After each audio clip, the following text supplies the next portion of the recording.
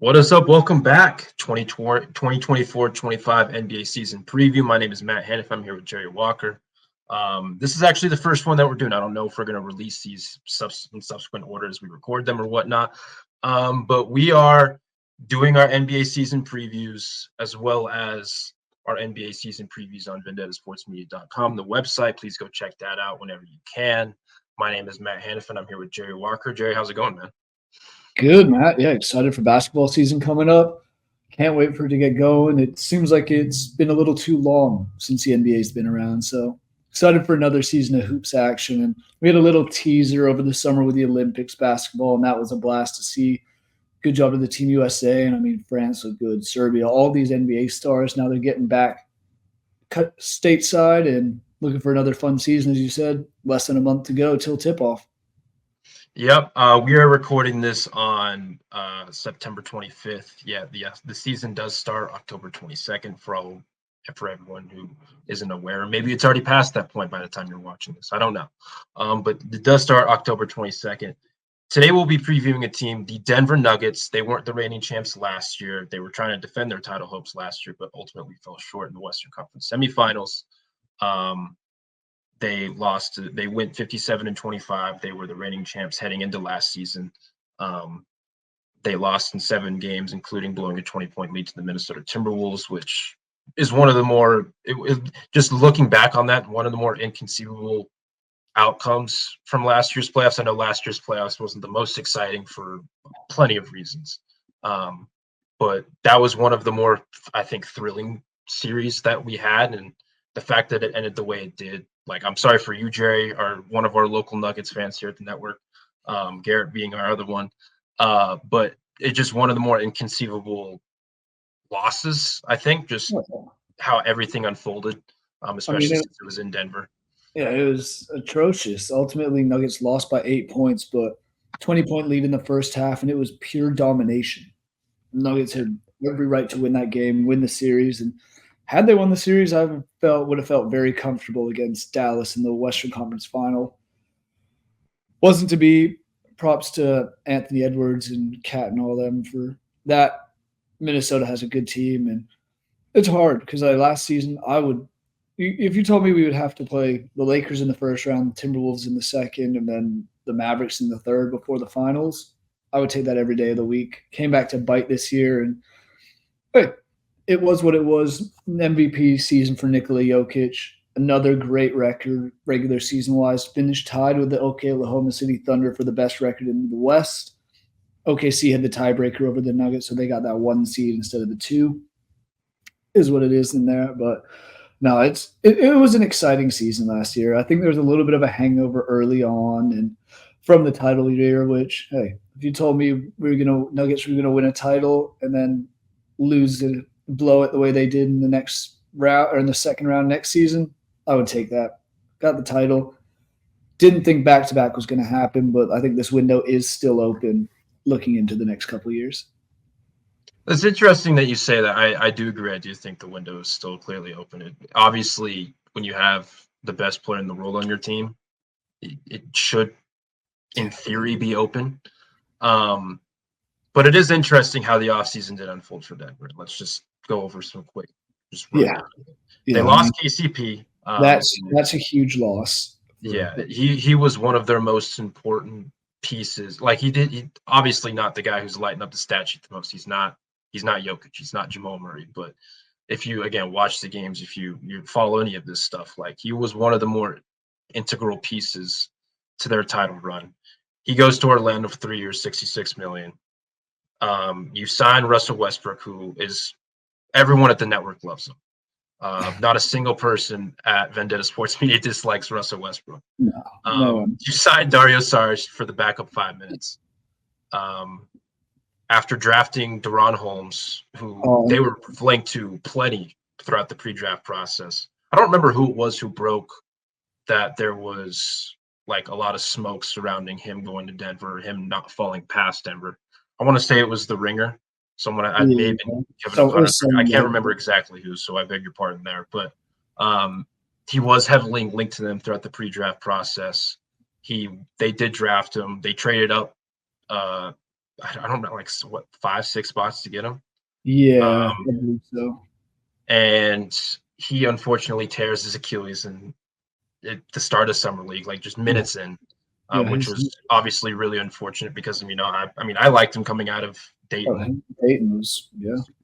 No, it and was it was a brutal way to, and it was his first game of the summer league, first game wearing a Nuggets jersey in the NBA environment, and for it to end after just a few minutes for something like that is brutal because he would have been a big help for the Nuggets this year. I mean, you mentioned Dario Saric as the backup center. Don't hate it, but it's not necessarily what was needed at the yeah, time. It's De'Aaron Holmes, if he stays healthy, he's a 6'10" power forward technically, but he can create havoc at both ends of the court. Wasn't to be, now to be relying on Peyton Watson, Dario Saric, maybe DeAndre Jordan and Zeke Naji deep off the bench, but I wouldn't expect either of them to have much playing time. yeah. In my notes, I have Zeke Naji and DeAndre Jordan are still there. Like that, they're still there. They're still very much on the team. Whether they make an impact or not is a completely different story. But both players are definitely still there. They still exist. Um, I wasn't super like Sarge was good at points last season. He played for Golden State. Like he was okay at points. It Mhm. wasn't consistent, and specifically later in the season, it wasn't consistent. And really, like Trace Jackson Davis took he was the one who ascended. I mean, we'll get to the Warriors a different time, but like he was the one who ascended in that rotation. Um, but he wasn't consistent, and like he is an undersized small ball five. He can space the floor a little bit. Not great defensively, but like he could at least hold his own for 15 minutes in a given game. But especially with I don't know whether I mean I'm Jokic should be on the floor obviously for 35 minutes or whatnot. But like when you're getting if you're getting any non-Jokic, non-Murray minutes, that would be a little bit concerning if Dario's on the floor. But the thing that I want to ask you is just from like a Nuggets fan perspective, like where's your head at with Christian Brown? Where's your head at with Peyton Watson? Where's your head at with Julian Strother since KCP's now gone? And I mean, I'm assuming Christian Brown steps into the rotation and I or steps into the starting five. from everything I've been reading Nuggets wise and seeing reports and all this, it does sound like Christian Brown is going to be the starting shooting guard to start the season at least. Strother will be his backup, and he had moments. Both of them. Christian Brown had his moments in times. Really, that playoff run a couple years, or that title run 2 years ago, he was a very important piece off the bench. It was him and Bruce Brown kind of leading the way. Last year, he kind of fell off a little bit. I think he still averaged a little over 7 points a game, and had some moments. But it's more the big difference between Kentavious Caldwell Pope and him is he's not nearly as effective defensively. He has some decent stuff here and there, but everyone in the NBA does have their good defensive games. But Kentavious Caldwell Pope was stout all around, and that's the thing that scares me for this Nuggets team is Aaron Gordon, probably the best defender on this team now by a decent way. Him and Jokic, and I worry about Jamal defensively. I worry about Michael Porter defensively at times. Christian Brown, the addition of Russell Westbrook, I'm iffy on all of that, but the only other guy who I like defensive wise is Peyton Watson, who you brought up a second ago. I really like his game. He's a high flying, athletic power forward who can block the hell out of the ball down low and be a quick and pain in the on the breakout. It's going to be interesting to see because losing Kentavious Caldwell Pope and Bruce Brown really in the last 2 seasons has sped things up very quickly for this young core of guys. Brown and Watson into their third season, Strother into his second season. I'm curious to see what kind of step they take forward because it will be a big one, or they'll be forced to take a big step. Yeah, it's interesting because it's like Kentavious Caldwell Pope was like I think he was around 40% from three last year on good volume, but he's been this perennial good 3-point shooter. Like that's just he's an excellent 3-and-D player. He can handle the ball a little bit, but he's not going to be asked to do too much when he's on the floor outside of shoot threes and defend at a high level, which he does very well at. I do agree with like Brown is a little bit of a step down defensively. I think he does have the mentality that he wants to be one of the team's top defenders. Whether he ever actually gets to that point is a completely different question. I do think he has some of the intangibles there, but he's not quite the level that KCP is at yet. I don't even know if he'll ever get there because KCP, again, is a really good individual defender. He's a very good team defender. He plays the gaps really well. He knows angles. He has good instincts, all the stuff that you want. The thing with, I mean, Brown was also like a fairly solid volume 3-point shooter. I think he was around like 38% last year.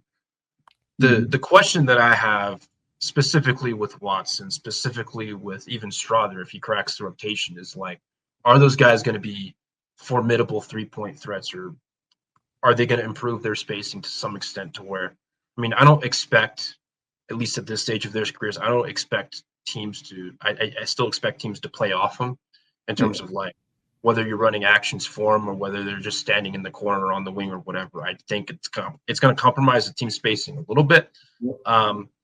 But if they're able to knock them down at, a low 30s clip, a mid 30s clip, then you're, I guess, a little fine. Peyton Watson was never really that guy in college. Strother was. I think it was around 40% his last season at Gonzaga. He was a career 38% 3-point shooter, but he was never that guy last year, albeit on very inconsistent reps and playing time and whatnot. He didn't play very much, and so sometimes when you're on the bench and you have to step in, you're on cold feet. Like that's hard to establish your rhythm sometimes.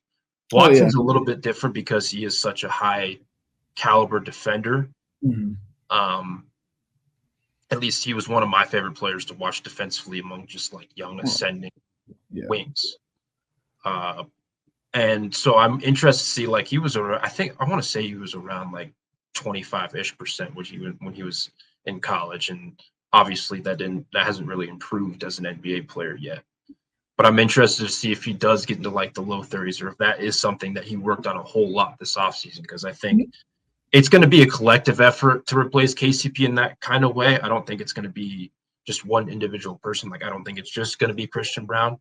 And again, to your point, you're asking a lot of these guys to at least step up. And the thing with them is that, like, they are also playing with the best player on the planet who does a phenomenal job at putting every player in position to succeed. So I think that makes things a little bit easier.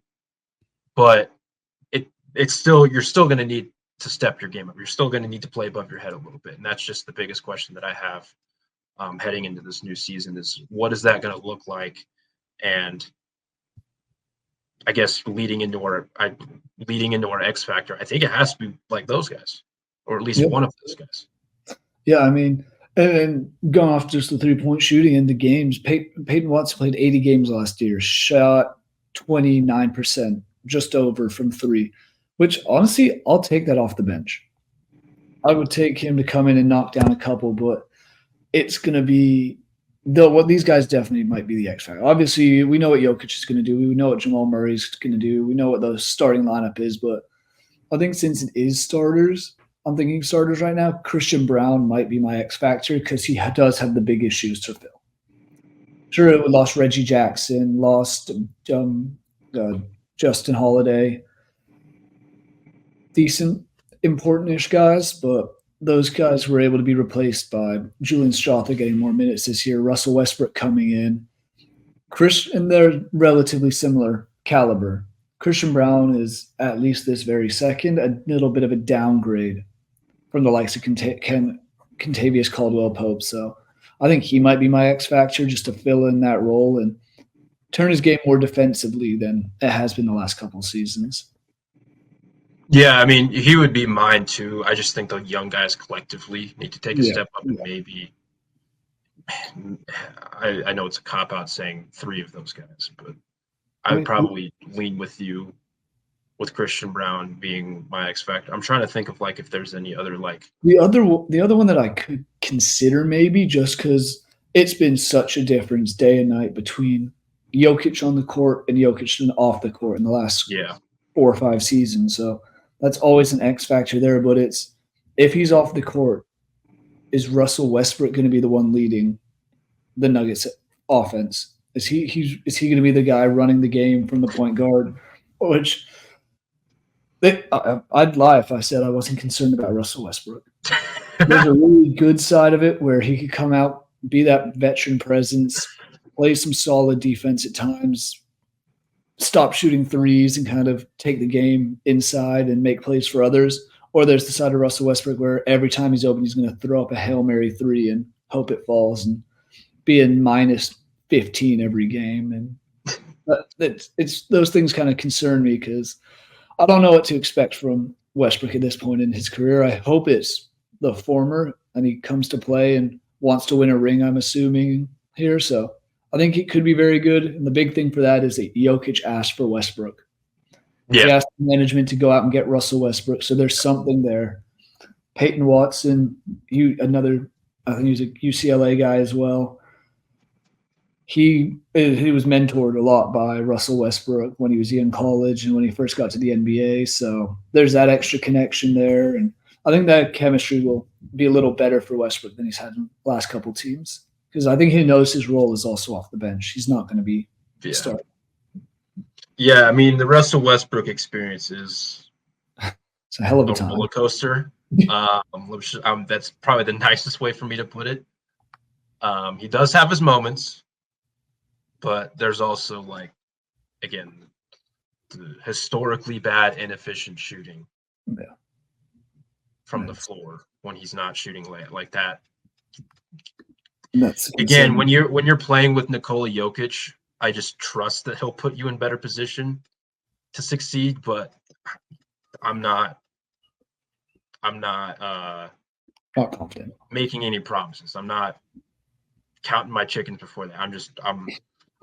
I'm reserving my judgment until I at least see something there. I don't, again, everyone at this network loves Russell Westbrook. And I will say, outside of 2 seasons ago where Westbrook only played 21 games, last year was his best field goal percentage since his season in Houston, where he shot 47.2% that year, shot 45.4% last season.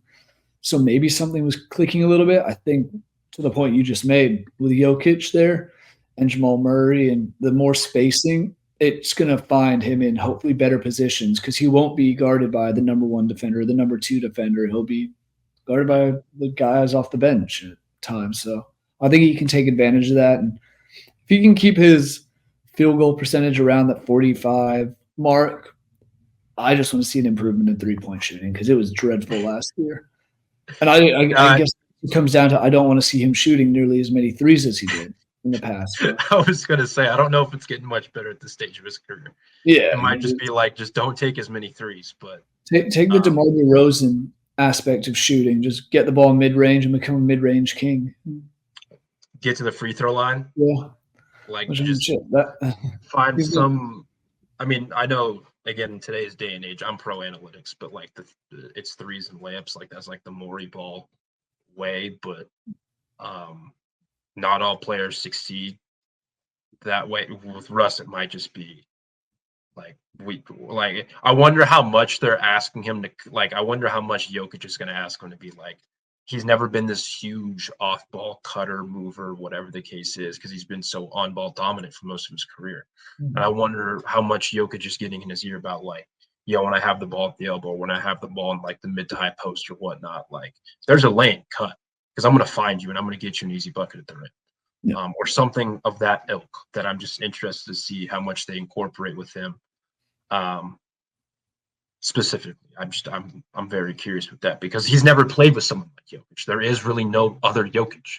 So that's where it's like maybe there is something a little bit more as he enters this stage of his career that he's going to unlock for 20, 25 minutes off the bench. I will say, I did say the Russell Westbrook experience is a roller coaster. So is the Reggie Jackson experience, and I don't know if the Reggie Jackson experience is much better, if at all better. And so it's not like you're losing a whole lot with that. Anyway, No, what are your predictions? I think it will be a Denver this season? bounce back. I mean, can't really bounce back from having as good a record as the Nuggets had, but I have a feeling that in that the God, it's just the Western Conference is so hard. It is so Yeah, stacked. The Northwest Division alone is also a gauntlet. I mean, if the Mavs or not the Mavs, the Timberwolves, OKC, Utah's, and I mean Portland's nothing special, but I can see a second place finish in this division realistically for the Nuggets. I want to say first, and I think it really could be, but something's telling me OKC is going to continue and have a better year this year than they did last year. They're only getting stronger and more used to playing together because that's another young team. So I think that I could see a finals appearance, but realistically, I'm kind of hesitant to say that. I think it'll be a Western Conference final will be where the Nuggets bow out. okay. No, that makes sense. I mean, I have them penciled in. I was doing this the other day just to do the exercise because I know the Western Conference is going to cause me a lot of headaches in terms of trying to put these teams in different positions for like standings wise. I had Denver. I went back and forth. I don't know who the second best team in the West is. I have my idea for one, Who do you? and that I have Oklahoma City. No, that's right. I agree with you. I had Denver 3, and I had Minnesota just above them. But again, I'm not Oh, and that's the thing. I'm not confident in that though. Like I'm just No. like I can see a world where Minnesota or Denver isn't the top three, isn't the top three. Like I can see one of them being fourth or whatnot, but I don't know like if Dallas is climbing up to after making the finals last year. I don't know if they're climbing up to top 4 seed. I I mean, just have no idea. I think there's so much in my head. There's so much. There's a clear gap between Oklahoma City and the next best team. Just on paper, I don't know if it'll unfold that way, but I don't really know who that is. So I have Denver 3 right now, but I can have them anywhere from I mean, 2 to 4, maybe even 2 to 5, depending on how this whole rotation shakes out with Brown and Strother or whatever. Brown, Watson, and Strother. There's a varying degree of outcomes that I can see with this Denver team, at least in the regular season. I am with you though. Once it gets to the postseason, I do think they could be a team that makes the Western Conference Finals again. That's perfectly reasonable for me. Yeah, and I mean, I think if it was up against Minnesota again, Nuggets would kind of take advantage of that and remember last year, not make the same stupid mistakes, not mess up like they did. And it happens year in, year out for the Nuggets. I remember playing the Trailblazers in the playoffs. Game 7, you miss like 45% from the line. You make even half of those, you win that game. I know Game 7s against the Lakers in the past. Game 7's never been kind to the Nuggets, apart from the bubble when came back from 3-1 down twice, but a whole different story. But no, back to what you were saying about the standings. Like last year, it was so close. One game separated OKC, Denver, and Minnesota. So I do agree OKC is probably the best, but Denver is right there with Minnesota. It's like a coin flip for who finishes second and third, in my opinion. So yeah. Any final thoughts on the Nuggets? Hot take: Russell Westbrook's gonna be sixth man of the year. Okay. And then I don't know what the betting odds are for that. And Jokic will win another MVP. Yeah, that's probably what's going to happen. At least the second part of that. You did mention the Northwest Division, and like I know we don't really focus on divisions much in the NBA as we do like the NFL or baseball, but just from I'm saying this as a degenerate hand up. I am. I did have a bet, like I think it was midway through last year. I don't know exactly when I bet it, but I had the Northwest Division to win the title, and I thought heading into the semifinals, I was like, okay, this is looking pretty good. Very unfortunate that the Mavericks just had to ruin all of my hopes and dreams. I was hoping at least one of those teams would be the C words, a team that we're not going to mention on here for more reasons than one. So yeah, that sucked, but nevertheless. Yep, indeed. But no, it should be a good season for the Nuggets. I'm looking forward to it.